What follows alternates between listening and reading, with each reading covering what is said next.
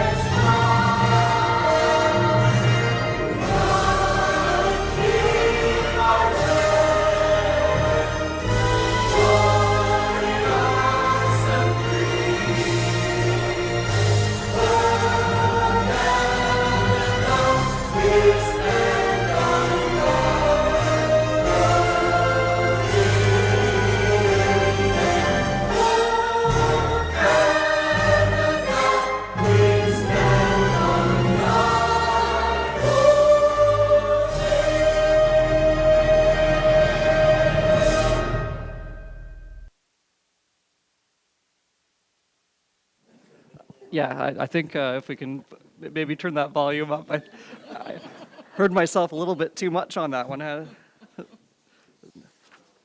Are there any disclosures of pecuniary interest? Seeing none, move to the approval of the agenda. I believe there's an amendment. Madam Clerk. Thank you through you, Mr. Mayor. We have item 11F that's been requested to be pulled from the consent agenda, that being the resolution from the municipality of South Dundas regarding opposition to the Alto Rail project. Thank you. Is there anything else that want to be pulled? Okay. Moved by Councillor Jaworski, seconded by Councillor Bougie. Be it resolved that Council of the Township of South Glengarry approve the agenda as amended. All those in favor? Carried. Approval of minutes. Were there any errors or omissions noted? Seeing none, moved by Deputy Mayor Lang, seconded by Councillor Bougie. Be resolved that the minutes of the following meetings be adopted as circulated. Previous meeting minutes, July 13th, 2026. Closed session minutes, May 26th and July 13th, 2026. All those in favor? Carried. We do have a public meeting portion of this meeting, zoning bylaw 08-2026. It's night, 18645 Prevo Point Road. I believe Mrs. Haley will speak to it, and if the proponents wish at some point, they can come to the middle, and when you go to speak, just press the gray button if you feel, and the light will come on, and you can speak through it. Mrs. Haley. Good evening, everyone. Welcome to our public meeting. And before I get started, I'm going to read required wording under the Ontario Planning Act. This is a public meeting under Section 34 of the Ontario Planning Act. Any person may attend the public meeting and or make written or verbal representation either in support of or in opposition to the proposed zoning bylaw amendment. If a person or public body would otherwise have an ability to appeal the decision of Council of the Township of South Glengarry to the Ontario Land Tribunal, but the person or public body does not make oral submissions at this public meeting or make written submissions to the Township of South Glengarry before the bylaw is passed, the person or public body is not entitled to appeal the decision. If a person or public body does not make oral submissions at a public meeting or make written submissions to the Township of South Glengarry, the person or public body may not be added as a party to the hearing of an appeal before the Ontario Land Tribunal unless, in the opinion of the tribunal, there are reasonable grounds to do so. So we have one amendment this evening, so we're going to do a presentation followed by questions. This property is located at part of Lot 24, Concession 1 Front, in the geographic township of Charlottenburg, now in South Glengarry, located at 18645 Prevo Point Road. This is a map indicating the subject property. If you look towards the upper portion of the map, you're going to see County Road 2. And from County Road 2, you would follow Prevo Point Road down to the parcel of property that is surrounded by the St. Lawrence River. So, oh, we have the wrong presentation here. I'm sorry. We're just going to keep going. I'm fill you in here. The subject property is currently zoned limited services residential exception 4, which permits a single detached dwelling with an apartment unit. And that zoning amendment was approved previously. And the purpose of this amendment tonight is to permit an additional dwelling unit on the subject property, which will result in a total of 3 dwelling units. All other applicable provisions of zoning bylaw 3809 as amended shall continue to apply. So this is a portion of the property that shows on the left-hand side, or my left-hand side, the zoning of the property indicating that it's limited services residential and floodplain holding. And on the right, it is currently designated rural district. It also has a special land use district in the county official plan simply because this parcel of property was subject to an amendment previously whereby a new lot was created. I now have a series of photos to show the subject property. So this photo, we're looking east, and you can see the sign that was placed on the property. We also have a photo that's looking kind of southeast, and you'll see that this is the approximate area where the new dwelling would be built if this is approved, right where the wording is located on the property. And then another photo more zoomed into the manicured lawn. And then this would be more directly of the existing single detached dwelling on the property. So we circulated the application to the Conservation Authority. They had no concerns. And in fact, we worked quite closely with the Conservation Authority because a portion of the property does have some floodplain on it. Before the applicants filed their application, we wanted to be sure that it was something that the Conservation Authority could support if this were to be approved and if they applied for a building permit. The applicant had to do an exercise demonstrating the elevations of the subject property and a proposed building envelope. So the Raisin Region Conservation Authority had no concerns. So with the background information that was provided to us, as well as with the work that the applicant has completed, and with the property being so large, which is unusual for a waterfront property off of a private road, we certainly didn't see any big concerns to encourage the applicant to move forward with an application. So that's it for our public meeting this evening. We've not heard from any members of the public so far that would have a negative impact to the application, so I'm happy to answer any questions. Are there any questions of members of council for this property? No? Members of the public? No? Did you wish to add anything? Donna and I don't have any questions of council. I do want to say, though, that through the process, we had tremendous help from Joanne. She helped guide us through the process and made sure we were doing appropriate things through the application. So everything is good. Well, it might not be exciting, but with no questions or comments from members of council or the public, we will be moving on to the next section of our meeting. There's no, I don't think, yes. Thank you very much for your attendance. Thank you.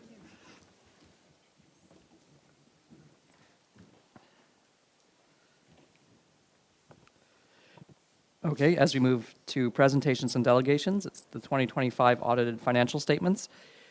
I do have a resolution prepared after we receive this. If we wish to proceed with receiving and accepting them, I'll just need a mover and a seconder after the presentation. That's, yeah.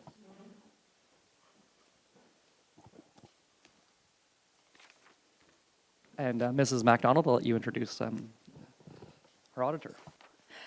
Thank you, and through you, Mr. Mayor. So once again, I'm happy to welcome Mr. Pollock here tonight to present the 2025 financial statements.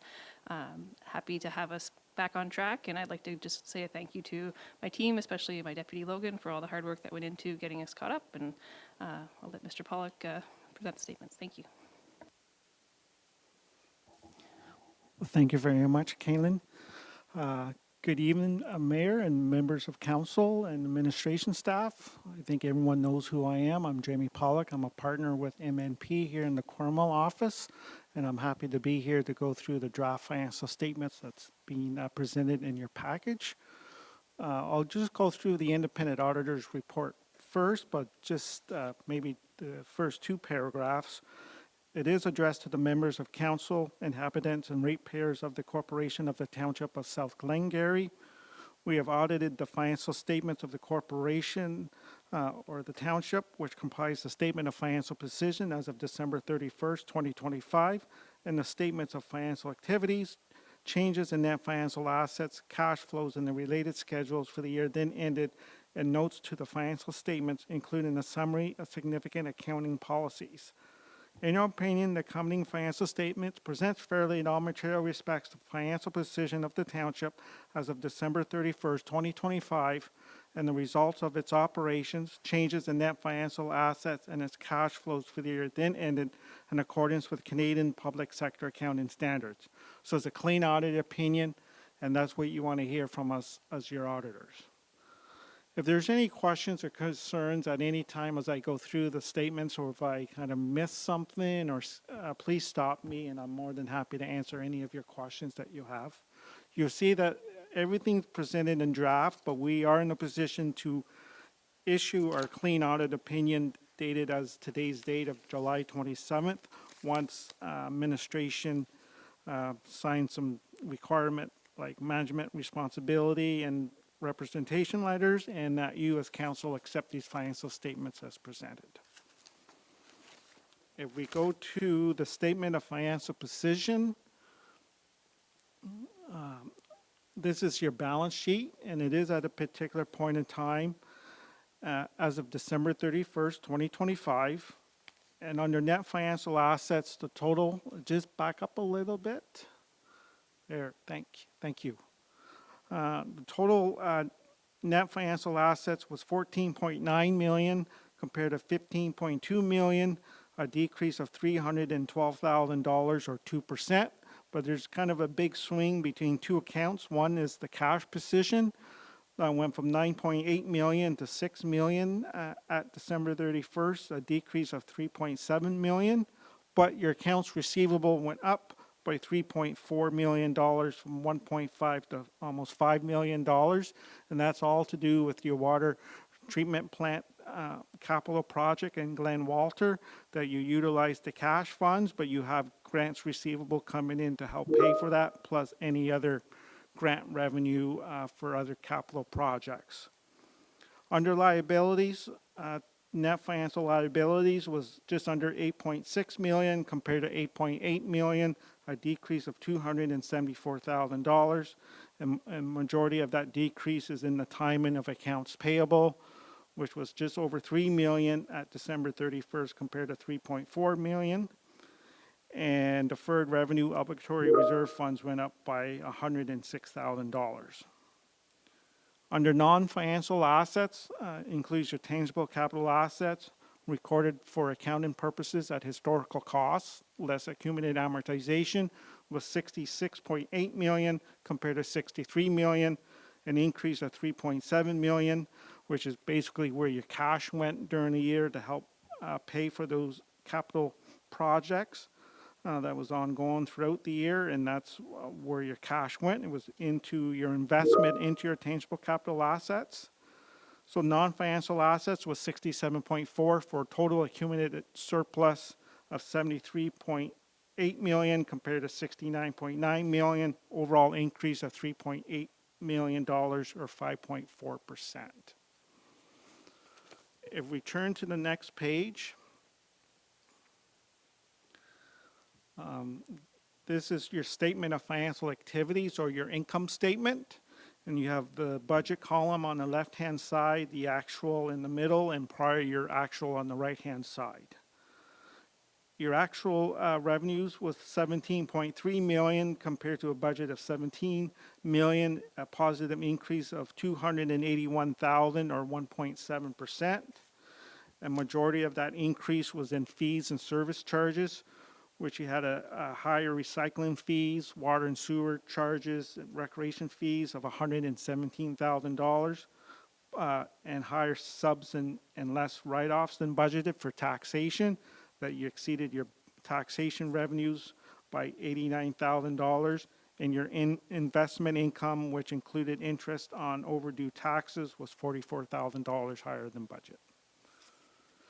Under expenses, total expenses was $17.1 million compared to 17.4, lowered to budget by 1.6% or $273,000.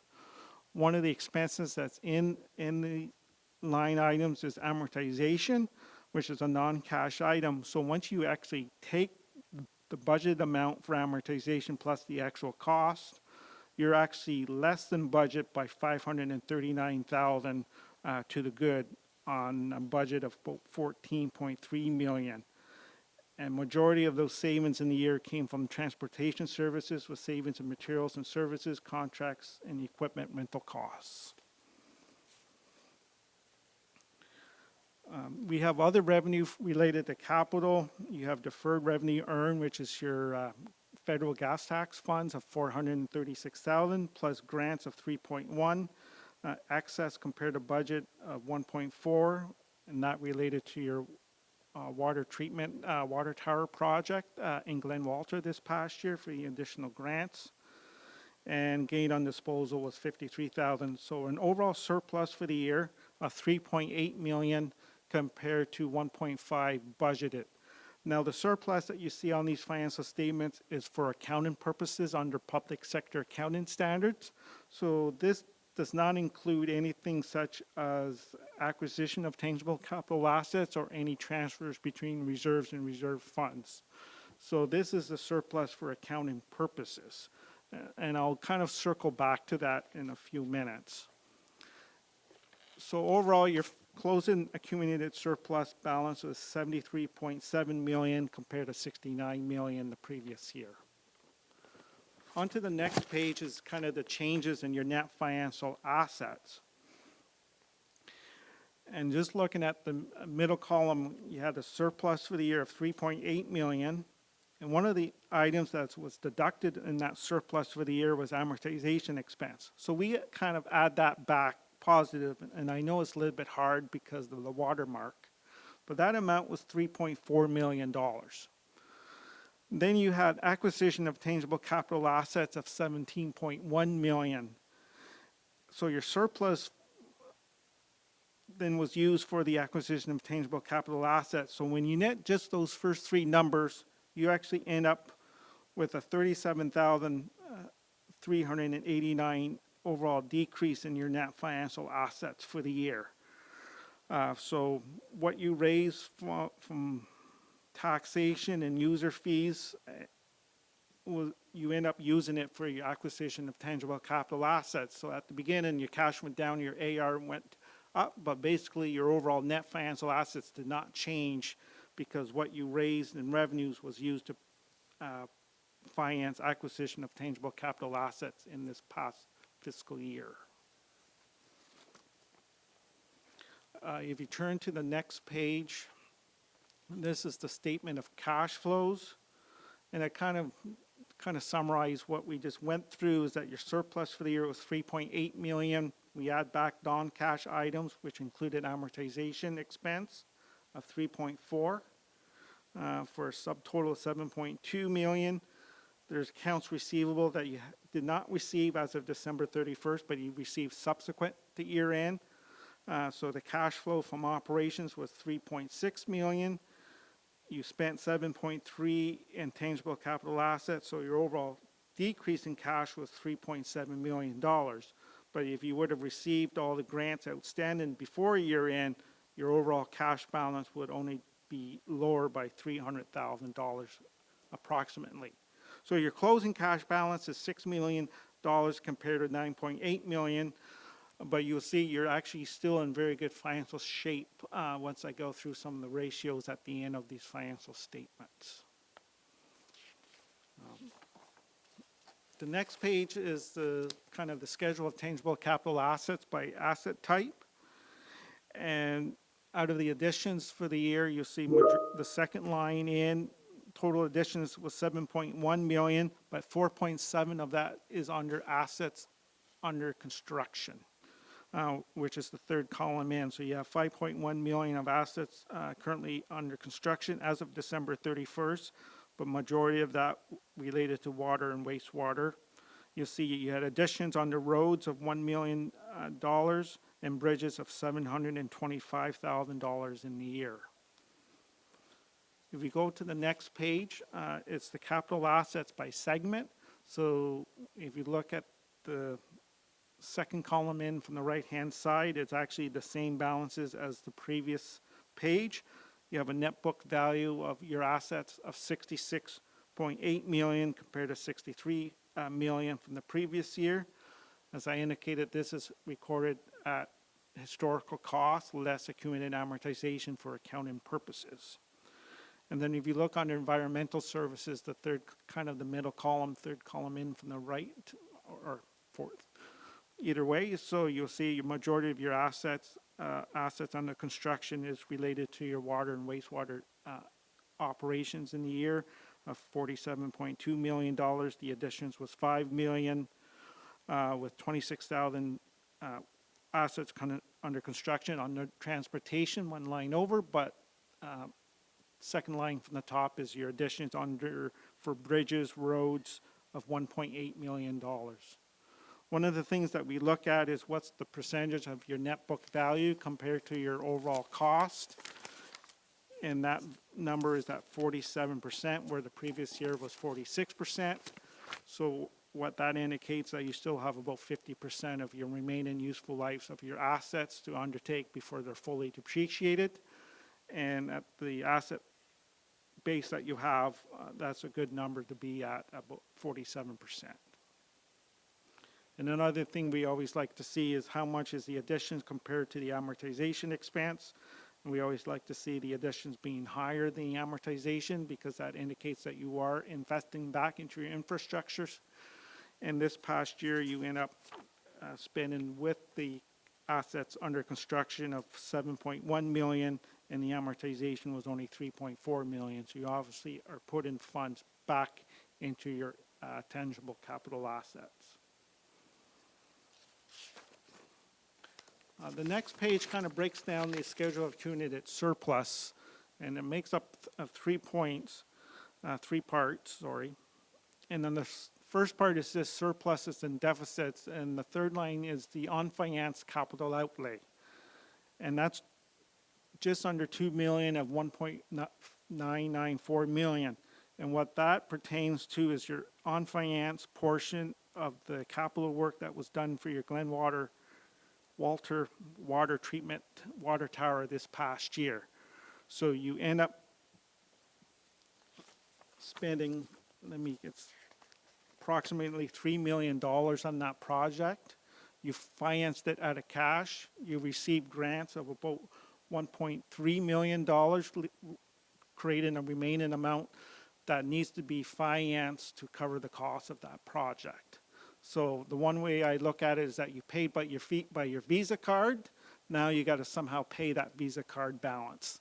And that's either, my understanding that it might be through long-term debt financing in the next few years, or some other form of financing to cover off the cost of that project. And it could be from additional grants as well. When you look at your reserves balances, the total reserves is just over $14 million compared to $11.9 million. So an increase of just over $2 million for the year. So your overall reserves actually increase compared to the previous year, and you're actually in stronger financial shape because of that. You'll see working capital is $4.6 million compared to $4.1, an increase of about approximately $500,000. Your waste management reserve is at $1.2 million, up by $150,000 from the previous year. Your fire reserve is up almost doubled at $1 million. Your roads reserve went up by $600,000 to finish the year at $2.4 million, and your water and wastewater is at $3.1 million compared to $3 million, an increase of approximately $114,000. So you have equity, and the last part is your equity and tangible capital assets of $66.8 million, less your asset retirement obligations of $5.3. So it leaves you $61.5 million in invested in tangible capital assets and an overall accumulated surplus of $73.8 million.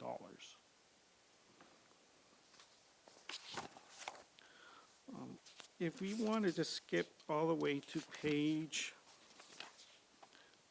my page 19, note 11. And I know one of your council members asked me this question before we started. Keep going, please. There's just some Note small 11. numbers. Yeah. Oh, my page 19. I don't have my calculator with me, so don't ask me to do the math right now.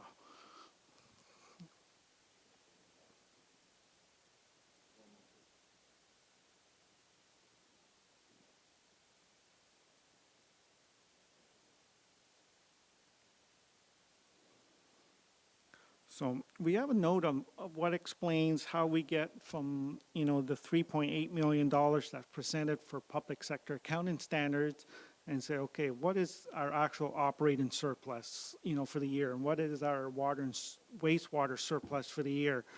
We budgeted for a balanced budget and you're showing 3.8 million and even your statement shows a budget amount of 1.6 million. What is our operating surplus? Well, this note kind of reconciles that from the amounts on the statements under the statement of financial activities back to what you budgeted for and what's your actual surplus. So the last line in this table, with a number in it is your transfer to working capital reserve of 503,893. That is your operating surplus for the year. So and I'll explain a few things in that. You had a transfer to your water and wastewater reserve, which is your surplus from your water and wastewater operations of the year of 113,918. And just for your street light program, you had a surplus there of 93,953. So overall, you had a good positive and operating surplus from your operations, both for the municipality as a whole and your water and wastewater systems. So when you look at the top 3.8 million, you transferred 3.7 to reserves. You brought in 2.4 million of reserves to help finance capital and operating purposes. You spent 7.1 million. We add back the non-cash item for amortization of 3.3. We know out of the capital, 1.9 is on finance that pertains to capital. And then just with some minor adjustments brings you down to your operating surplus before those three adjustments of 711,764. Since you balanced for a budgeted for the year to come in with a surplus of $504,000, it indicates you had a really good operating year compared to your budget.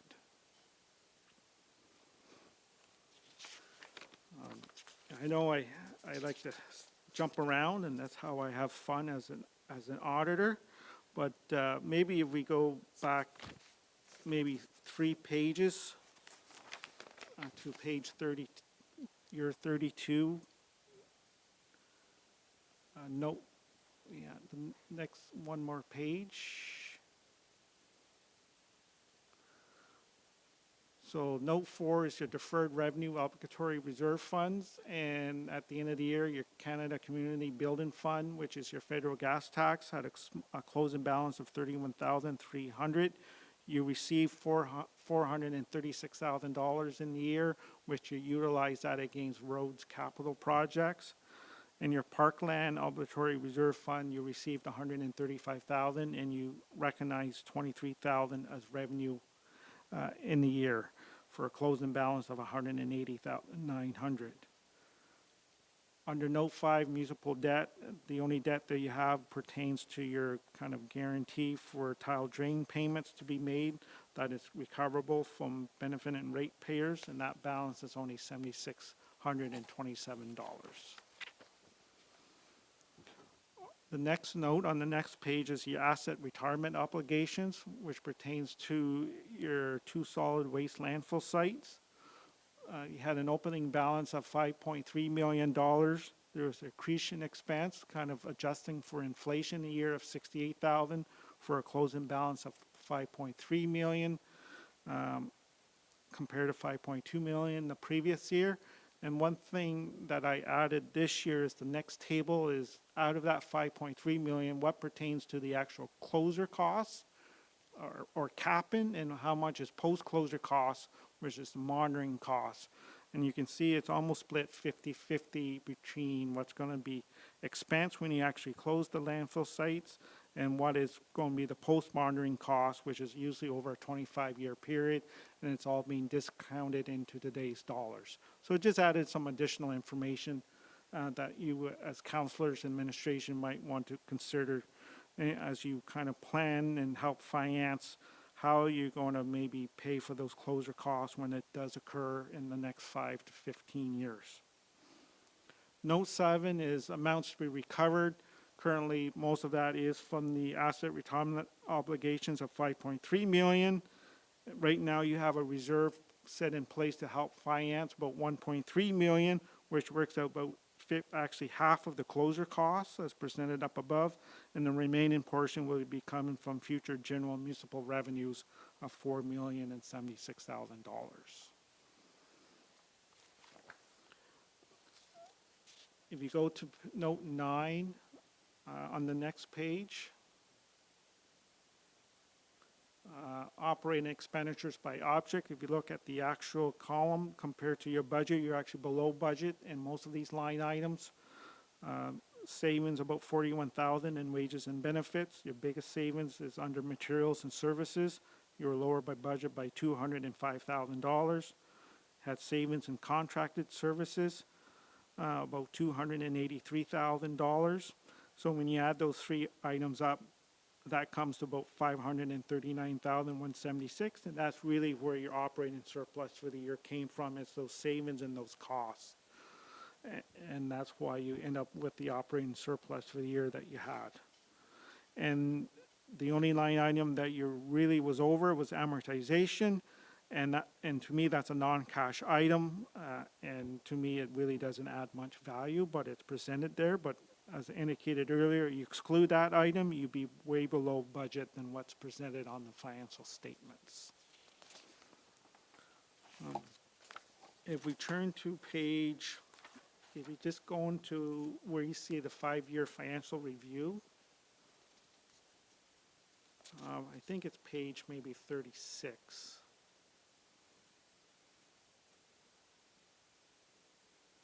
Or 38, keep scrolling.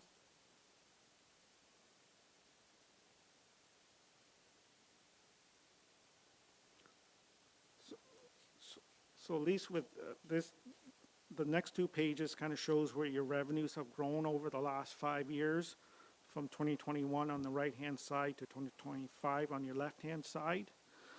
So it's grown from 15 million to 17 million. The costs have kind of increased the same. With other revenue related to capital, your surplus for the year is 3.8 million, where previous years, 2 years ago was high as 4.6, but as low as 1.3 million 5 years ago. At the bottom of this page, you'll see the property taxes billed. Over the last 5 years, you can see both your own purposes and the county's, the upper tier has grown, from 9 and 11 million respectively up to 12 and 13 million dollars. And that growth in revenue actually comes from your municipal tax rate, and we can tell that if we go to the next page. The taxable assessments, the residential and farm, from 21 to 25 grew from 2.1 million to 2.4 million. But when you look at that, the growth in that taxable assessment is very low percentage-wise compared to the rate of inflation over the last 5 years.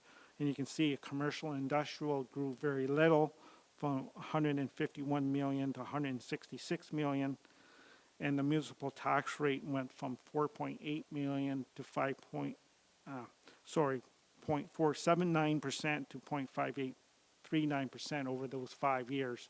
So your municipal residential tax rate has grown required to go higher because the taxable assessment for residential, farm, commercial, industrial is just not growing the way it should be.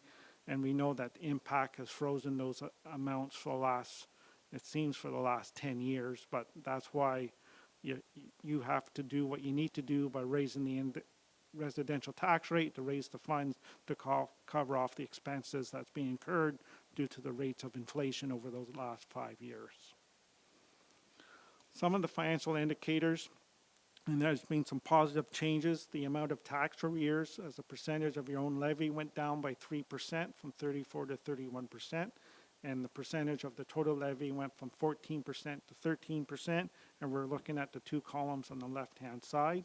So your administration has made improvements and keep working on collecting those overdue taxes. And when you do that, it increases your cash flow for the municipality.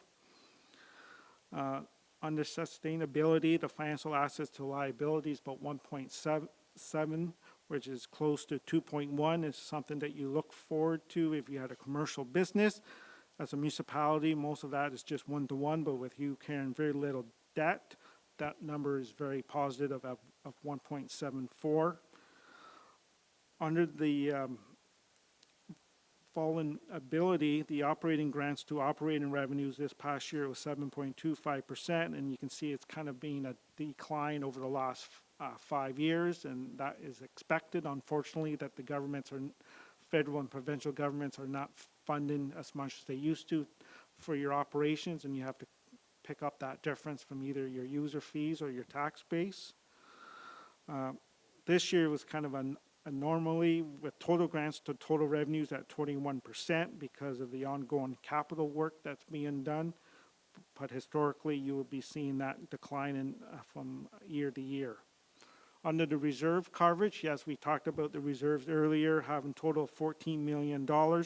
And you might say, well, how is that in relation to your overall financial position? When you look at your operating expenses, that represent 82% of your operating expenses, and we usually like to see that between 25 and 50%. The amount of reserves to working capital is 1.2. Actually, that should be closer to the 1.1 because right now you have more reserves than you have working capital. And when I say working capital, in this case, it's really your cash plus AR, taxes receivable less AP. So you got to kind of replenish your cash to make sure you have those reserves in place. Obviously, a lot of your reserves is actually set aside for specific purposes. So when you just look at your working capital reserve, that ending balance is $4.6 million, and that represents 27% of your overall operating expenses, and we always like to see that between 10 and 15%. So overall, your reserves and your working capital reserve grown in the year, and that's the kind of your key financial ratios, that you have strong reserves in place. You're still in very good financial position, and that's represented by the net financial assets at December 31st of $14.9 million. Your debt remained the same, including accounts payable of 8.6. So your net financial assets is still approximately 6.4 million, which is what you started the year with. And we're about to issue a clean audit opinion on these draft financial statements. So that is our report to council for your fiscal year ended December 31st, 2025. Thank you very much. Are there any questions? Councillor Bougie. Thank you, and through Mr. Mayor, thank you, Mr. Pollock, for your presentation. We were happy to see you when you came in, and I know all of council is happy to have received your report and have a clean audit. First off, thanks for your clarification on that $3.8 million number as a surplus. I know some people seeing this that would definitely jump off the page, so thank you for clarifying that it's actually, what, $503,000, is that correct? That's roughly? correct. Okay. So maybe if we do a news release, we might want to mention that, because if it's 3.8, everyone's going to want their road paved. And my second question was all in regards to reserves. I always ask this question. and you did answer it. So 82% is our current number from operating expenses to reserves, and that is way above, I guess, your 25 to 50%. So I don't know if you want to maybe speak to that, or maybe compare us to other townships and how we're doing in that regard. I mean, I think some of these projects are earmarked for certain things, Yeah. but So that's why I kind of separate the working capital out, because out of that 14 million, if we break out the working capital, you have just under 10 million that is set aside for specific purposes. So it's not like you have 14 million ready to spend on anything that you want. So you got like 3.2 million set aside for water and wastewater operations. You have 2.4 million set aside for roads, another 1 million for recreation and health, another million for fire or protection to persons and property, and 1.3 for waste management. So you have, and I'm very happy to see the amount of reserves that you have set aside, because obviously there is planning that has been done on why those reserves are there and be set aside for specific purposes. When you look at working capital, 4.6 million, I think that's a very strong and healthy number to have on hand. Even if you look as the contingency amount, if anything happens that you might be unexpected, your operating expenses in the year is 17 million, so you're looking at just over 25% coverage if you have some sort of unforeseen operating or capital work, that you have those funds set aside, to fund that. And with your kind of cash and accounts receivable balances, at least you have your reserves kind of financed or covered with the amount of cash and accounts receivable on hand at the end of the fiscal year. Councillor Jaworski? Thank you, through you, Mayor McDonald. Thank you very much, Mr. Pollock, for coming here and presenting this. And also I want to thank staff, because as much as, I'm sure you put lots of work and time into doing this. I know that staff as well, in terms of producing the information for you, responding to your questions, puts a lot of effort into this as well. So thank you to staff for contributing to our clean audit report. My question to you, Mr. Pollock, is there, generally speaking, the comments are all very positive. I'm wondering if there's one item where you think it should be a watch for us, or one that, if there was one thing that we should, focus on more to initiate a change, from the council table. I was wondering if you have an opinion on that. Yes, and I had this discussion with your administration staff, and just kind of part of the overall accounts receivable, you have, receivables for grants, HST rebates, and then kind of trade accounts receivables outstanding, for user fees, and recreation is one of them. When you kind of look at the aging of those receivables, and it's not a lot of dollars, but user fees for recreation that was outstanding at the end of the year was about $115,000.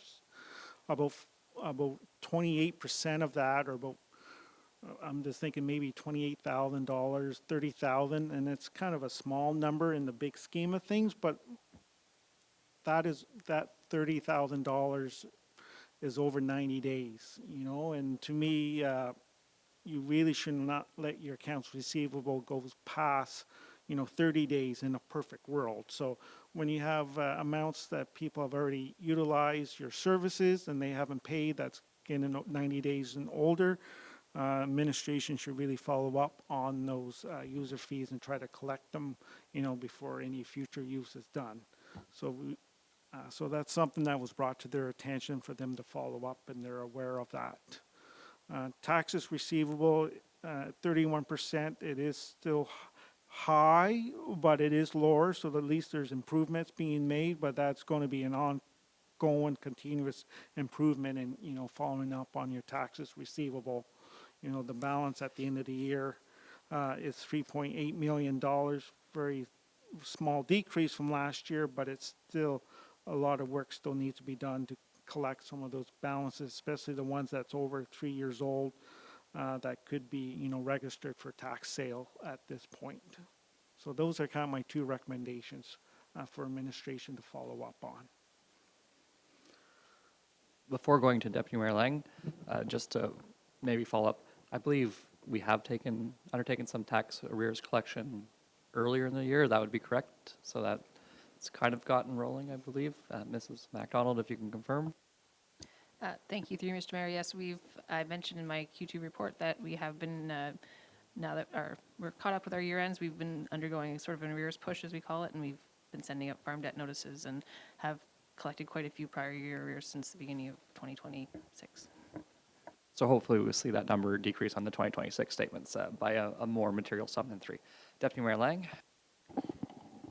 Thank you, Mr. Mayor, and through you. Thank you, Mr. Pollack, for the report. It's much appreciated to get this done and get totally up to date.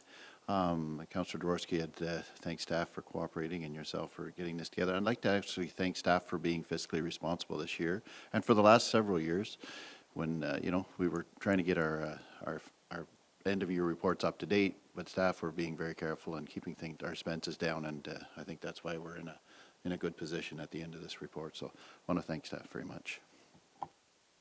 All right, and if you'll allow me, I appreciate that, because I think it was Deputy Mayor Lang and with some of myself saying that we'd like to see that $2.6 and $2.7 million number separated for our landfill, because to me that now that number is very crystal in my mind that 2.6 million is where we want our reserves for the time that they're done, and then 2.7, that's the decision of council, but it can be an operating item after that fact. So very clear line in the sand instead of thinking we needed 5.3 and the amount of time. So I very much appreciated that. Yeah, we had a discussion last year Yes. at this table going through the 24 financial statements, and it was including, you know, costs 25 years into the future after closing, you know, and someone mentioned, well, that's really going to come out of the annual operating costs. So at least, and I took your advice, you know, and I think it was at least a couple of you in this or the whole council. So then now we know how much it's going to cost when you close it, and, you know, from 11 to 15 years, and what's going to be the cost after that. So it's presented separately. So us auditors do listen to people from time to time. So I appreciate the feedback on that myself. Yes, and I do, if I'm allowed to say something a little funny, is I think it's North Dundas is kind of notorious for having unfinanced capital. And our first year with a North Dundas, Mr. Stanley, now we have unfinanced capital, which I find kind of funny. If you look at their baseball team when we play them, they're named unfinanced capital because they're so famous for that particular thing. So I saw that on there. I was like, oh, Mr. Stanley, you brought it with you. But I think that's just timing of Yeah, that's just bad financing. timing. I don't think you can hold him responsible for that. No, we won't. We won't. With that, are there any more further questions? And are we willing to? Sorry, just before I ask for a mover and a seconder to accept these formally, I think there was a comment, perhaps, and I just don't want to forget it. Is we have had several surpluses back to back, really, that have been material. I know some of that money has gone somewhere. So more to staff, or maybe if I can get a motion for next time, and I'll put that on, is to say, like, just give a little look at that, not too comprehensive, but kind of like the high level, like, you know, 900,000, 700,000, 503,000. This is what we had. Much of it went to working capital. Some of it went to like this project here. Just a little recap of like where that went, because it has been a little higher than usual over the last 3 years, which again appreciated that we were, you know, tight on our finances whenever we're catching up. So I guess if I'll talk whenever we set our next agenda. If I just get a show of hands, if that's okay by count, or a thumbs up. Okay, perfect. I just don't want to direct as one individual. So can I get a mover and seconder? Moved by Councillor McDonnell, seconded by Councillor Bougie. That the Council of the Township of South Glengarry receive and accept the 2025 audited financial statements prepared by MNP, MNP LLP. All those in favor? Carried. And thank you for your time, Mr. Pollack. Okay. Thank you very much, and I'd like to say a big thank you to your administration staff of Kaylin, Logan, and Aiden, and it was nice to meet her for the first time just last week, and it was it is a great working relationship, and I look forward to working with them again for next fiscal year. And thank you very much for having me tonight. I'm always happy to go through financial statements. I can go through this all night, but I know you guys might not appreciate it the way I appreciate it, things, but it's a pleasure working with everyone here and sharing your financial information and good news with council and administration. So thank you. Yes. And please don't leave thinking we don't appreciate you. We have a 10-minute for delegations, and we're always glad to have you for as long as you present. So you are appreciated, and we thank you. Okay, moving to action requests.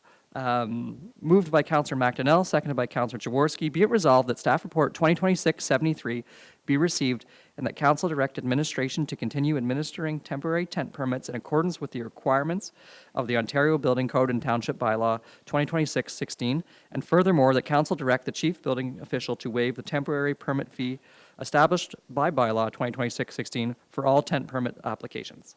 Mr. Raby. Thank you, and through you, Mr. Mayor. A couple weeks ago, council directed administration to review our temporary tent permit process and requirements.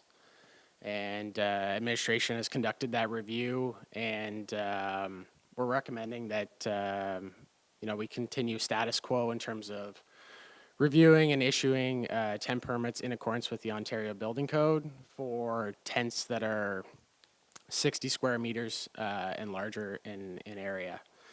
Council also expressed interest in reducing or waiving the $150 flat fee that we have listed in our building bylaw. So the recommendation tonight has been written to reflect waiving the fee if council elects to do so. So subject to any questions, thank you.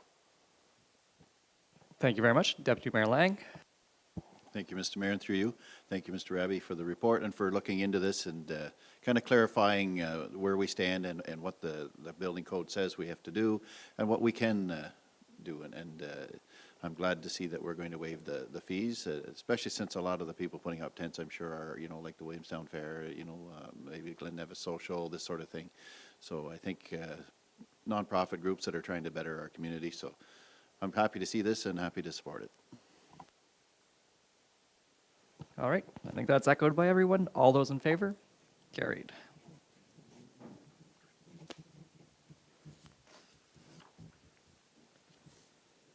So this is Matthew James Crothers charity donation request, moved by Councillor Jaworski, seconded by Councillor Bougie. Be resolved that staff report 2026-74 be received and that the council of the Township of South Glengarry, and there are three options, and we'll choose one. I'll read them separately. One is approve a sponsorship contribution of an amount to be determined to the Matthew James Crothers charity in support of its 2026 benefit evening, with funding to be drawn from the 2026 grants and donations budget. Option two is approve a donation of up to council to the Matthew James Crothers charity in support of its annual fundraising campaign, with funding to be drawn from the 2026 grants and donations budget. Or three, decline the sponsorship request from the Matthew James Crothers charity for its 2026 benefit evening. Mrs. Campo. Thank you, Mr. Mayor, and through you. Much like the donation request council received at our last meeting, this request came in for specifically for an event that this charity is putting on in November. Which is why the resolution presents the option to council to support this specific event, should you wish to be recognized as a sponsor. However, a second option available to council is to just give a general donation to the charity if you so wish. And of course, the third option is always to decline the request. This is an organization who has not previously sought a grant or donation from the township. This is an inaugural event, I believe, for the charity. This charity is associated with, you might be familiar with, I believe it's Matthew's Toy Mountain in the community, where they collect gifts for children at Christmas. The charity also provides scholarships for local students in Glengarry.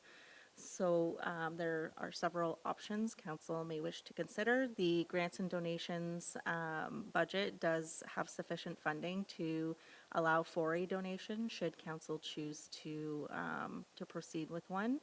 And in terms of how this request would compare to other donations council has given to organizations, this would fall in that category of about $2,500 in terms of how this charity, its similarities to others who have received donations. So subject to any questions, that is the request that's before council. Okay, and thank you for putting this one together. This lady did come to me about a week ago or 2 weeks ago and just through this, and I said, we can't, like, I can't make a decision as mayor, so put it through council, and I think the report had everything. Councillor Bougie. Through you, Mr. Mayor, I would be in favor of the $2,500 for this event. I mean, it seems like it's a fundraising event. The money is going towards or to local students or local children, and there are fundraisers happening, I believe, at the Cornwall Golf and Country Club, so in South Glengarry. So I would be in favor of the $2,500 for the event. Deputy Mayor Lang. Thank you, Mr. Mayor, and through you. I put it in my calendar for their night at the golf course in November. I hope to attend. I think it's a great thing. I've thought about this a little bit during the day today. I'd read it earlier, and then I went through it again. I was reading the letter, the sponsorship request letter. Their goal is to increase their sponsorship for bursaries from $200 to $5,000, and then it looks like they're also supporting Matthews Toy Mountain. So, in favor of supporting, especially the Matthews Toy Mountain, I was thinking in my head about $500. But I was a little hesitant on the scholarship because we present scholarships ourselves as township, and it just seemed kind of odd that we would give money to somebody else so that they could present a scholarship, and we're presenting scholarships. You know, if we want to present more scholarships, I think we should increase the ones we do, and we do try to cover the school, not just Charlotte. We try to cover the other schools. So that was kind of my little hesitation there, that to not maybe put the 2,500 in, but maybe to support the Toy Mountain, but not necessarily the scholarships, because we're, you know, putting money in ourselves anyway, and we might as well. If we wanted to increase that amount, we could increase it with our scholarships. So just a thought. I'm curious what the rest of the council's thinking. Councillor McDonnell. Through you, Mr. Mayor. I was along the same lines as the deputy mayor. I would agree. I mean, it's kind of circling money around, and it's just then coming from another charity as opposed to the municipality. Again, I think it kind of highlights for myself where I think maybe a more fulsome discussion as to where we'd like to see this policy go in the future, as well as, you know, supporting events is great. I'd rather see us be supporting maybe capital projects for one-off for local organizations or in places like that. Definitely a worthy charity. At the end of the day, I'm along the same lines, but it's not some hill I'd be willing to die on at this point. I find we give out scholarships, we do our part, and if maybe council individually wanted to buy the tickets and we can get a table together, maybe that's the way we should be supporting some of these organizations, as opposed to sponsorship with a monetary donation. Any thoughts, Councillor Jaworski? You look ruminating, like you're ruminating over there. No, I was happy to listen to what my council colleagues were saying, in that, particularly what Deputy Mayor Lang was saying with regards to, if we're already contributing to charities, to scholarships to the high school, it probably doesn't make sense in this case. And I had a question for Ms. Campo in terms of a lot of the organizations, like you said, this one hasn't come to us before, and a lot of the ones are familiar. Just wondering if we have any requirements that it has to be a registered charity or an official organization of some, of some sort of registration or what have you for our program. Through you, Mr. Mayor. So I just pulled up our grants and donations policy to cross-reference. Ms. Dixon had prepared this report, so apologies, I didn't have that on the top of my head when you asked Councillor Jaworski. However, our policy does state that organizations must be a nonprofit and a community association. In speaking, I recently spoke with the organizer of this charity when they were seeking a lottery license, and she had informed me that they are currently in process of obtaining charity status or nonprofit. I can't remember the exact term she used. So I do believe that is in progress. The grants and donations policy does allow for council to make exceptions to the policy as you have with other requests in the past. So a general guiding principle of the policy is that we do support nonprofits and community organizations. However, that certainly there's been exceptions made in the past to that, as if that's something council is interested in. So I think then I'm more in line with what Deputy Mayor Lang was suggesting in terms of donating to the Toy Mountain, because I think that is it's a very established event, and it seems to be well understood, and perhaps for something like this, it might be maybe something to, if it becomes an annual event, maybe once it becomes more formalized, maybe then it would be more appropriate for the township's grants and donations program. And you are correct. I think Matthew's Toy Mountain is 20 years. Yeah, that's because it's the 20th anniversary of this gentleman. Or yes, yes. Go ahead. Clerk. Through you, Mr. Mayor, if council is interested in more so supporting directly for the Toy Mountain initiative, we could do a friendly amendment to option B to strike annual fundraising campaign and replace it with the Toy Mountain initiative. And you could choose an amount to support to that specific initiative if that's council's will. Would that be of interest to council? Or more of interest perhaps in this one? Yes? Okay, so I will make that that change on the, we still need to determine a dollar amount, so if somebody wants to speak while I'm writing, making that change, is there an amount that would be, okay, it's off 500 from 2, okay.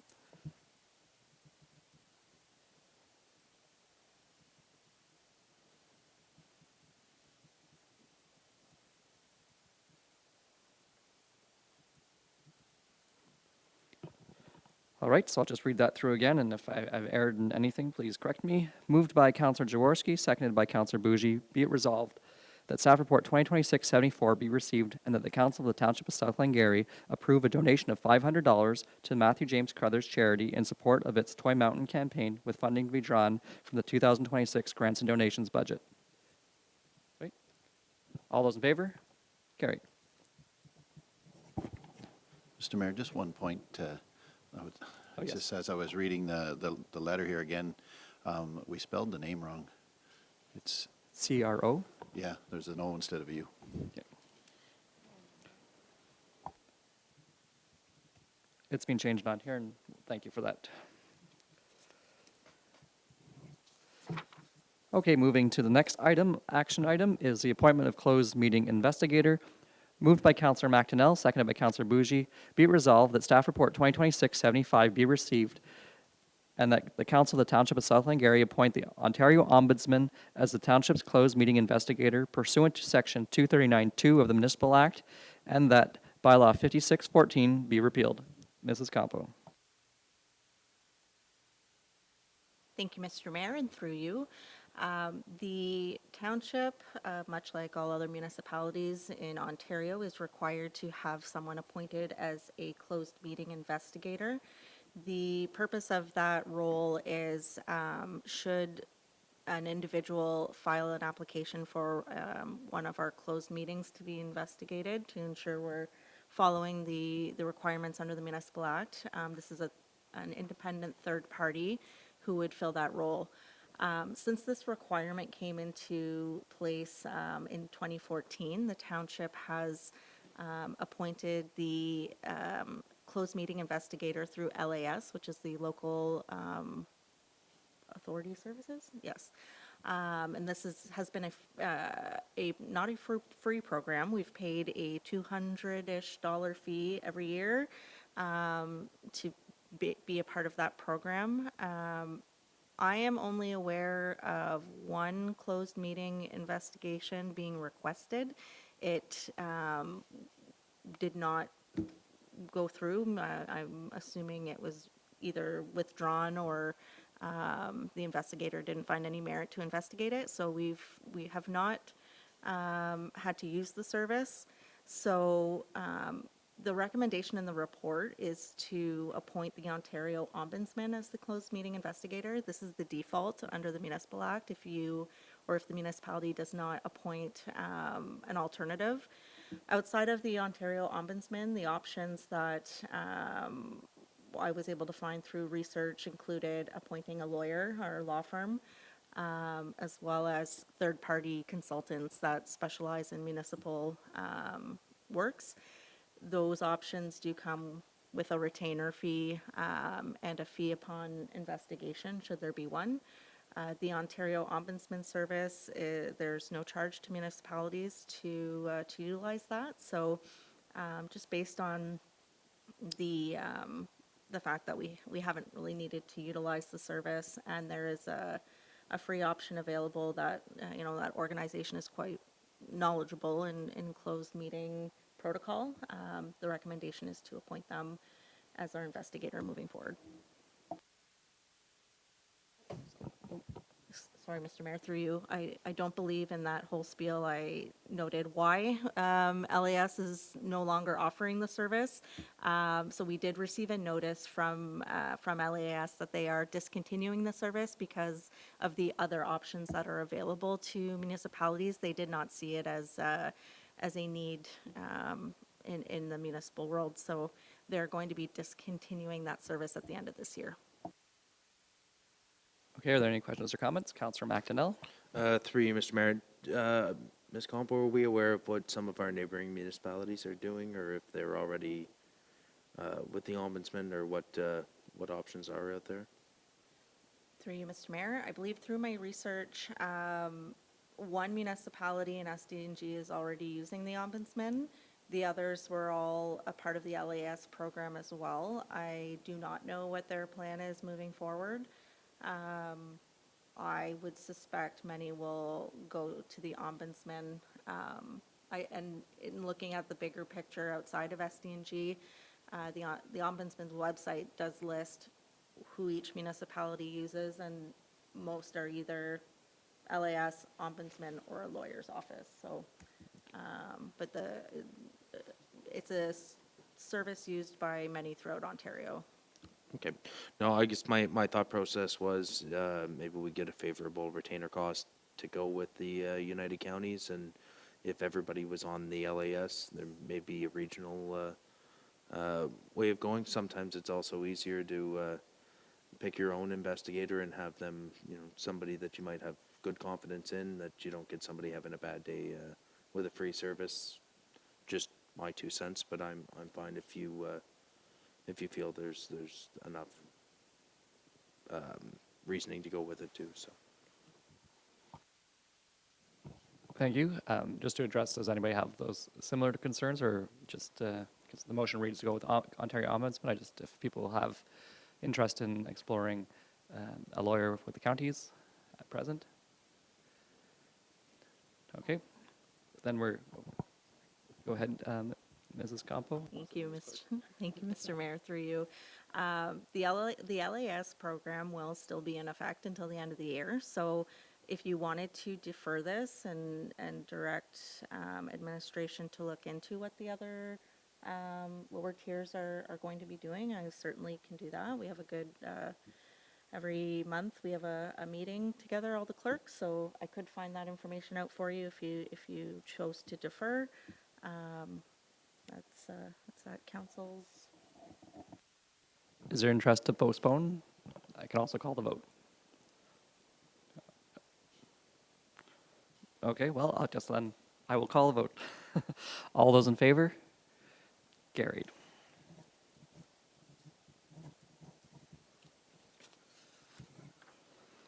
Approval of the 2026-2027 insurance renewal, moved by Councillor Jaworski, seconded by Councillor Bougie. Be resolved that staff report 2026-76 be received, and that the Council of the Township of South Glengarry directs administration to bind insurance with Intact Public Entities Incorporated and CFC Underwriting through Halpenny Insurance Brokers as per their submission of $267,097 plus applicable taxes, and that the mayor and clerk be authorized to sign any relevant documents.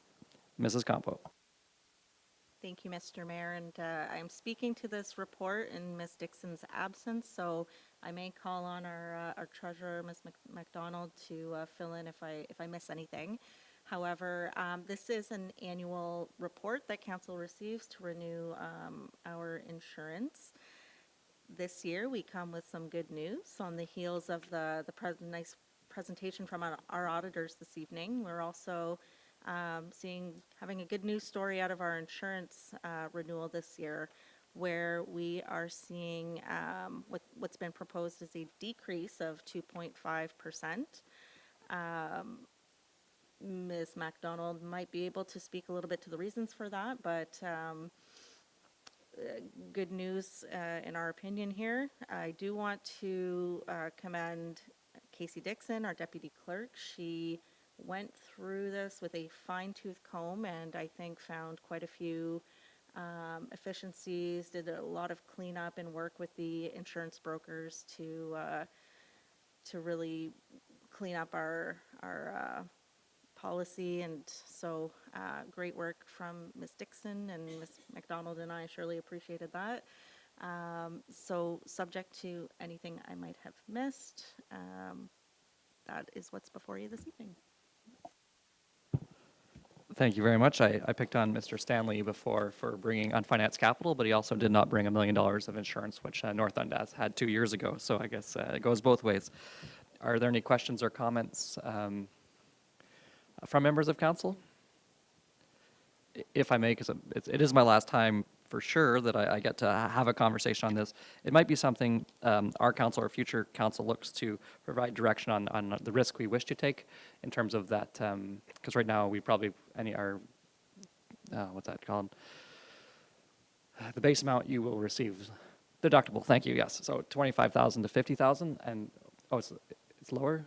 Okay. Okay, so like it might be how much risk we're willing to take, because that may or may not affect what the balance of it is, and that's something that council should have, because it's not risk removal, it's risk mitigation, and it's just something to think about. Anyhow, this is wonderful news, and I don't want to take away from that. It's just something to prep the next generation, I suppose.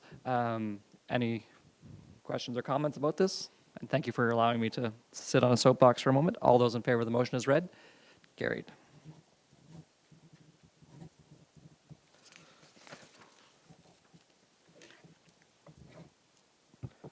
So moving to bylaws. Appointment of Compliance Audit Committee, moved by Councillor Bougie, seconded by Councillor McDonnell. Be it resolved, Staff Report 2026-77 be received, and Bylaw 2026-46 being a bylaw to adopt the terms of reference and to appoint members to the Compliance Audit Committee for the term of November 15th, 2026 to November 14th, 2030 be read a first, second, and third time passed, signed, and sealed in open council this 27th day of July 2026. Mrs. Complo. Thank you, Mr. Mayor, and through you. As we inch closer and closer to the election later this year, reports will continue to come forward on election-related items. So the report before you this evening is to appoint our Compliance Audit Committee. This is a requirement under the Municipal Elections Act for as long as I have been involved in elections. We've always had a joint committee with the lower tiers throughout SD&G, appointing a member representative from each, from Stormont, Dundas, and Glengarry, with 1 or 2 alternates in the event that those individuals are not available when and if a request comes in for a compliance audit meeting. The purpose of the committee is to receive any complaints following the election related to election finance, and subject to any questions. That's what's before you this evening. Just to preemptively answer a question as to why the alternate is Denise LaBelle-Jalina, because she was formerly the chair of this committee, as she's currently the acting clerk for the city of Cornwall. At least until the election. It was recommended and agreed upon with the clerks group to have her serve as an alternate, just to avoid any perceived conflicts. And I noticed she was Stormont. Joanna Barkley is a treasurer of South Nation Conservation and former North Dundas treasurer, I believe. Does that sound right? Yes. Okay. Thank you. Are any questions from council? Right, all those in favor? Carried.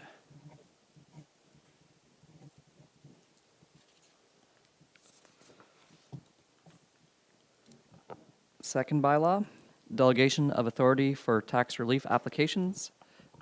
Ms. MacDonald, moved by Councillor Bougie, seconded by Deputy Mayor Lang. Be it resolved that staff report 2026-78 be received and that bylaw 2026-45 being a bylaw to delegate authority to the Assessment Review Board to exercise certain powers and functions of council pursuant to section 357(1) D1 of the Municipal Act 2001 be read a first, second, and third time, passed, signed, and sealed in open council this 27th day, July 2026. Mrs. McDonald, or Miss McDonald. Thank you, and through you, Mr. Mayor. So as the report notes, this is seeking council's permission to delegate authority to consider applications related to inability to pay. Applications like this are quite rare, but the ARB, the Assessment Review Board, has a very streamlined process and established benchmarks for how they would review them, and I think it would be beneficial to provide them the authority to review them in place of staff. Thank you. Councillor Jaworski.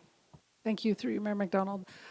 Just because I did ask a question to Ms. McDonald earlier about this, about if this was prompted by, like, are we concerned that there's going to be a surge in these activities, or if it was more something that's just been on Ms. McDonald's radar to help in the future if ever we were to have these types of applications. I just wanted her to speak to that just so that folks don't assume in the public that this means that we have, I mean, obviously cost of living issues are very serious and people are stretched thin, but just wanted to put that a bit in context.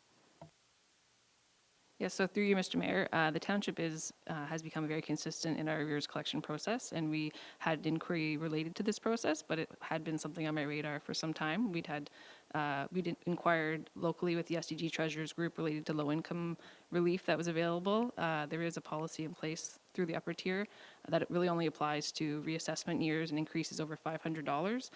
This type of inability to pay application very much only applies to the current year taxation. So again, we do have other avenues in South Glengarry for folks who have had issues with tax utility arrears, that are offered through SDG in Cornwall, which is the Thrive program, has been in place for the last 2 years. So we have directed some residents towards that who are facing difficulties. That program relates to individuals experiencing significant expenses related to housing, and it's intended to keep them in their homes. And there's more to that. But yes, so I don't anticipate a flood of these applications, but I think as folks have more ability to search the internet and find information, they're now aware that there's this ability to apply under this. What they will likely find, as some of the case law I cited in the report shows, it's very difficult to qualify for this relief, but I think just if we ever receive these applications, I would prefer that they are considered by the Assessment Review Board if council is willing.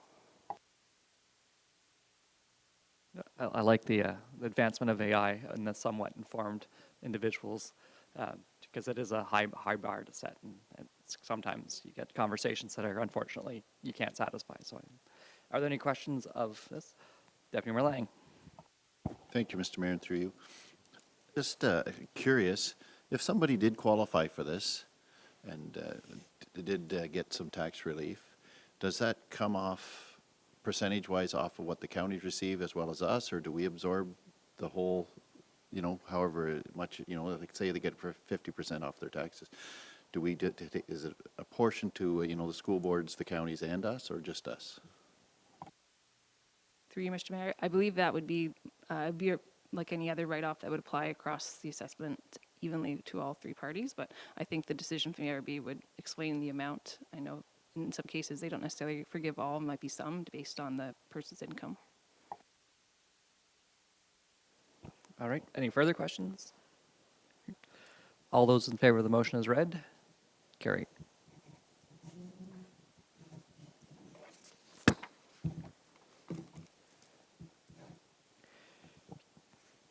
Key information report. 10A, Ontario Fire Protection Grant 2027. Mr. Robertson. Good evening, Council. I'm here this evening to speak to the Ontario Fire Protection Grant for 2027 for next year. Applications are due very shortly. So if I may, I'll just take a quick moment to review where we are at with this current year's fire grant. As the parameters or the directive of the grant will be the same in 2027. So this current year, we, with council's approval, we have purchased spare bunker gear, so the clothing that our fire staff wear on incidents. That gear has been received, and we're just putting it into service at the currently. The other projects are rehab trailer, additional air bottles and items. We're working through that list and acquiring those and putting them into service. So that this year's projects are proceeding. So 2 weeks ago, the province announced the grant opportunity for 2027.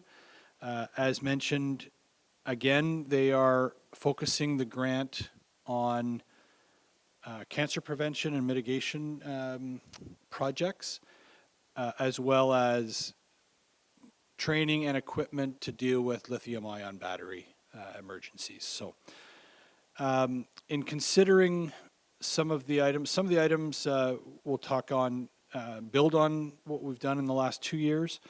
The main, and which would be the largest item in this year's grant opportunity that we're requesting council approval for our direction, would be basically a washing machine for a number of pieces of our equipment. That would be for our SCBAs, which are the air packs that we wear whenever we're in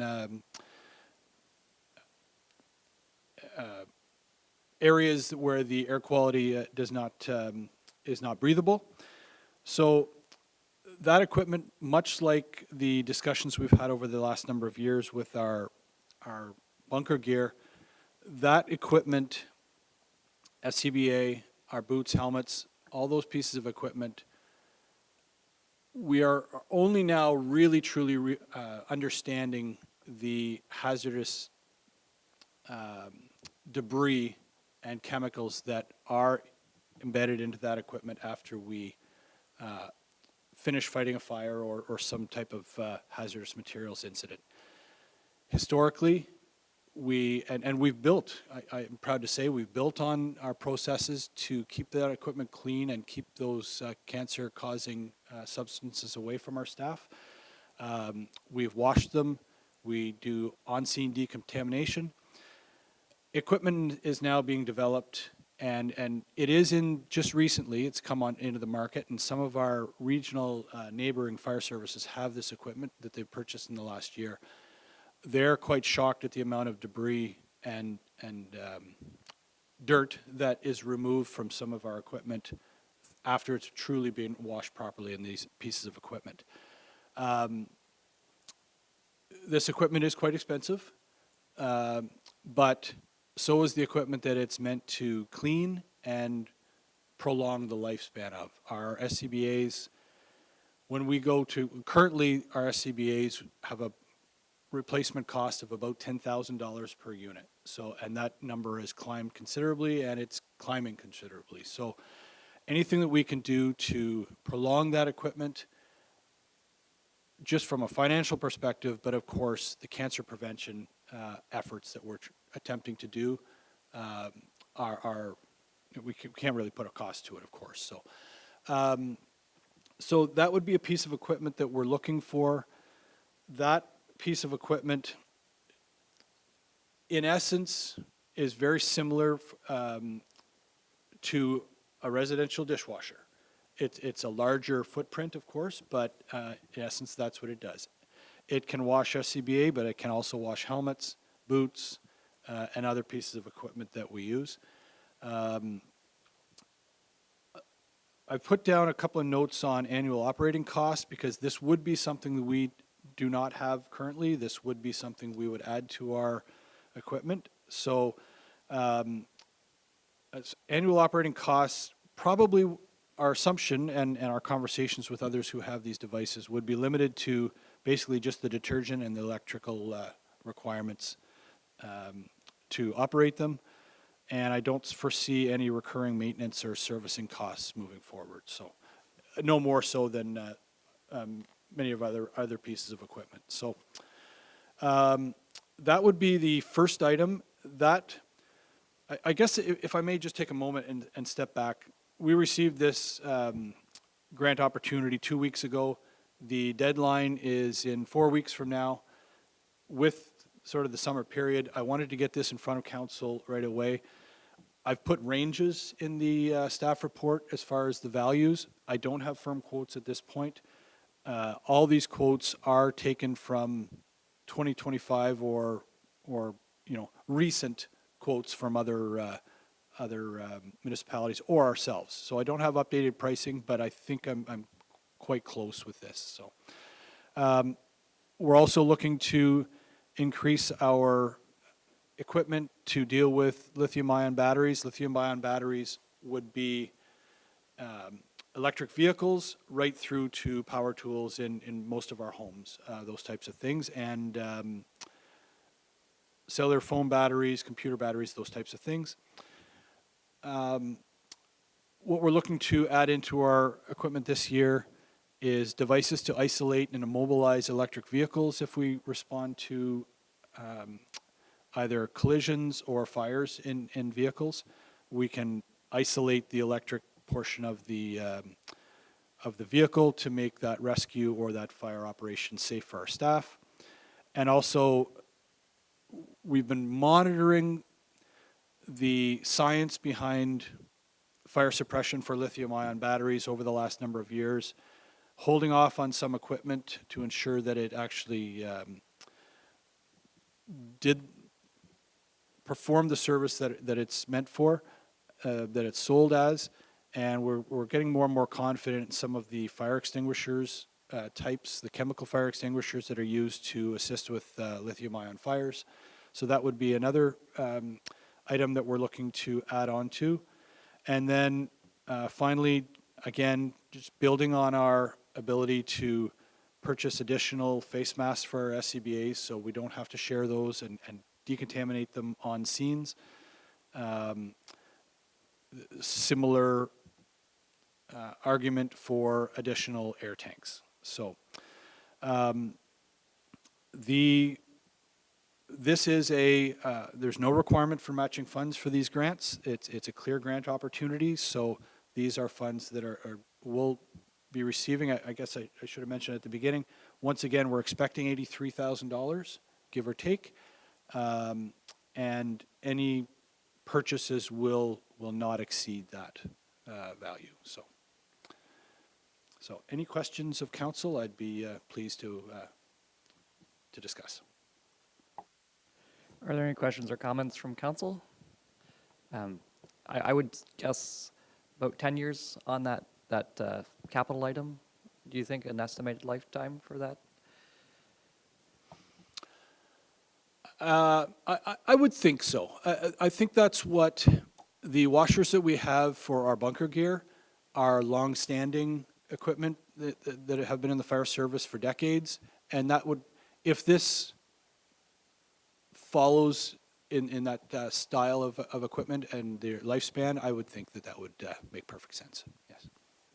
So then maybe a $6,000 increase to transfers to reserves, just if we can get that at least in the initial budget, because it does add that. And then initially, do you think, similar to the washing and dryers, that it will be such a success that the other are full stations, so that it will be like 1 now, 5 later? Do you anticipate that? And because oftentimes the reason, and I'm not against having it, because like safety of our crews and our firefighters is the most important. Do you anticipate there being 5 of these in the future? Because somebody doesn't, or some people say it's hard to get to Lancaster at the time, and therefore the convenience. Now this becomes a say a $225,000 project.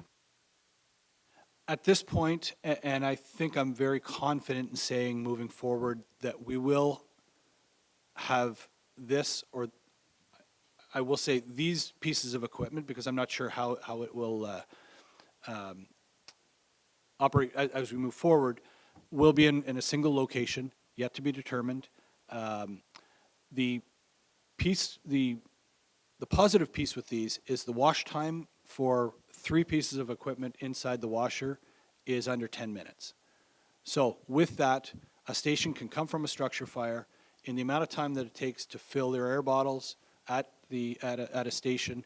They can actually be washing those devices, getting them back on trucks, perfectly clean and back in service. So, Yeah, that makes a big difference driving somewhere for 10 minutes versus a few hours. Okay. Any further questions or comments? All right, seeing none, thank you very much for your presentation. I guess you kind of have the thumbs up. That looks like a good use of grant money.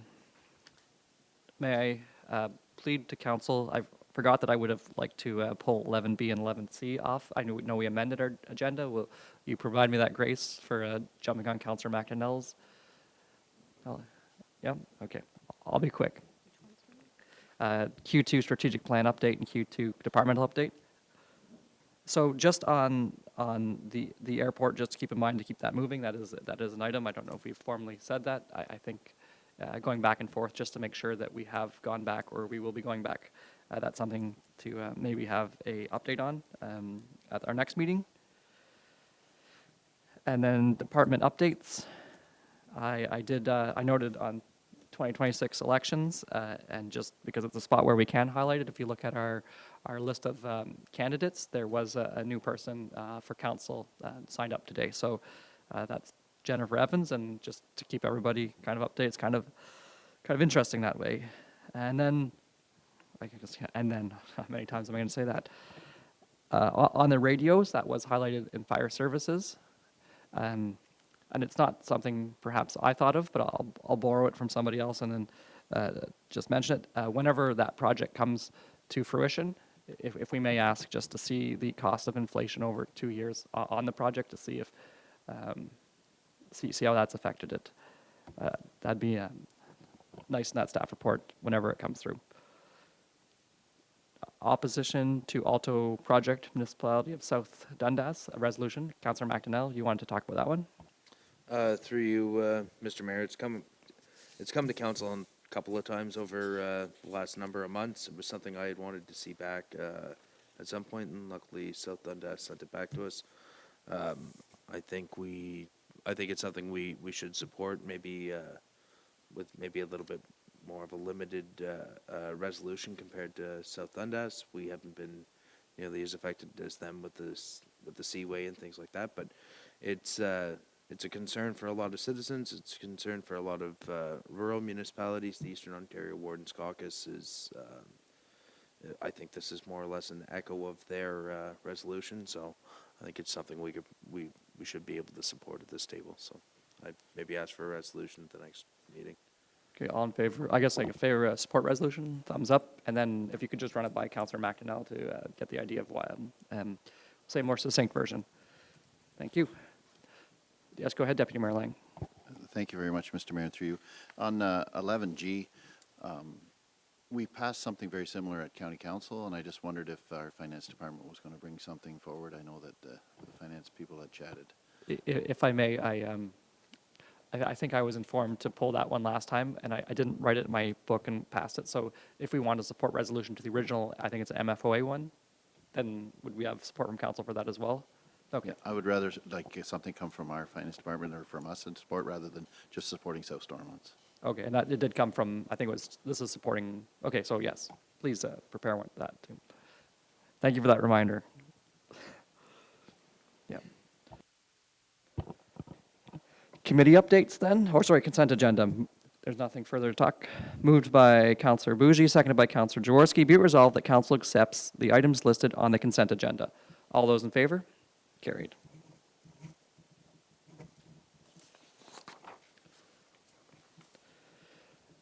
Board and committee updates. There was a county council meeting. Do you want me to go and then I can carry on?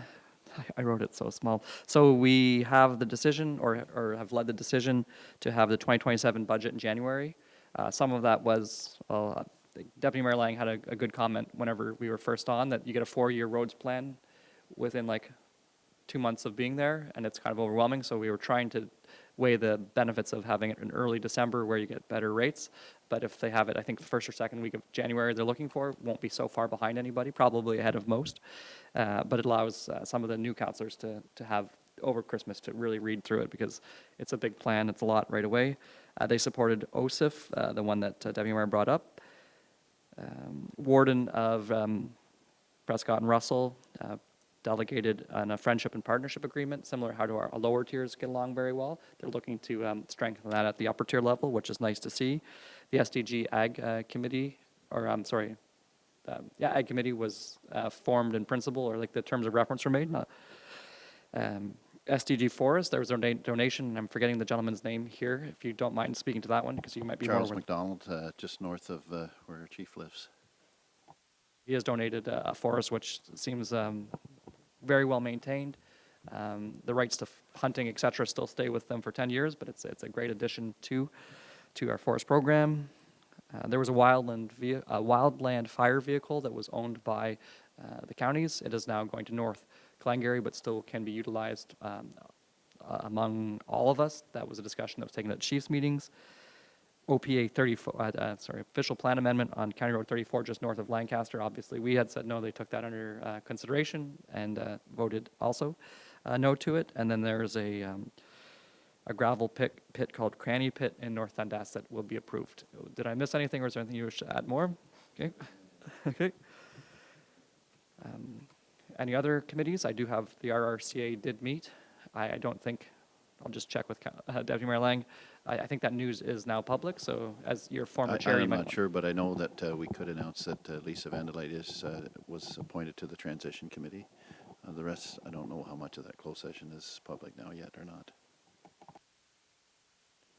Is anybody aware of who the regional chairs will be at present? It might not have, okay. Okay. So then that's no other committee updates? Oh, Councillor Jaworski? Sure, I could just give quick items from the Northwestern Museum, items that are going to be coming up. There is the date for Rib Fest, which I know is always something that's very popular in the community, September 26th. So that is something to pencil into our calendars. And the tea talks are wrapping up, but again, those are very popular on Thursdays. One item they have that generally draws quite a crowd is there's Mortimer the Turtle is coming on August 17th. And although it might sound funny, the SDG Turtles group that brings Mortimer around, who's a 30-year-old snapping turtle, always gets a lot of interest. So if you would like the opportunity to be up and close with the snapping turtle and not be as afraid of it because he's domesticated, it's an interesting experience. So the museum continues to look for members. If anyone wants, if folks are interested in serving on the executive, they definitely need some folks to step up for their board. So, thanks. Thank you. And if I may just ask the Agricultural Resource Committee, and perhaps Mrs. Haley in particular, just because I had a conversation with Deputy Mayor Lang about the 10 acres and having, is it animals underneath on properties under 10 acres? I don't know if that was proposed or passed. I just wanted to make sure if it was something that we were interested in doing, that it was something that could come up in the future meeting. And I see Deputy Mayor Lang, and then we'll go to... I do know we talked about it, and maybe Ms. Haley could remind me what we had, if we'd come to a conclusion or not. Through you, Mr. Mayor, thank you for the question. So the answer is yes, the committee discussed it. There was a recommendation for council to consider that will only be considered once we have a draft zoning bylaw amendment to replace the current zoning bylaw. So it's not something that's coming forward in the immediate future. Okay, no, that's good. That means everything's working well. I just wanted to make sure that, because I had heard it before and then I lost it, so I apologize for the question, but thank you for the clarification on my behalf. No other committee updates. Moving to the confirming bylaw, moved by Councillor Jaworski, seconded by Deputy Mayor Lang. Be it resolved that bylaw 2026-47, being a bylaw to adopt, confirm, and ratify matters dealt with by resolution, be read a first, second, and third time passed, signed, and sealed in open council this 27th day of July, 2026. All those in favor? Carried. Adjournment. Moved by Councillor McDonnell, seconded by Deputy Mayor Lang. Be it resolved that the Council of the Township of South Glengarry adjourn to the call of the chair at 8:10 p.m. All those in favor? Carried. Have a good evening, everyone, and thank you. Oh, yeah. In between now and then, I guess, if we haven't left. Yeah, Councillor Bougie, thank you. You can highlight some of the upcoming major events. Two It of the sounds like biggest events in the world coming up. First being the Glengarry Highland Games this weekend, and then following that, the Williamstown Fair, Canada's oldest annual fair. It's going to be a great time at both, and I'm sure all of council will be at both. So looking forward to seeing everyone there. Yeah, no, I'd be remiss if we didn't say that. Thank you very much. And have a good evening, everyone.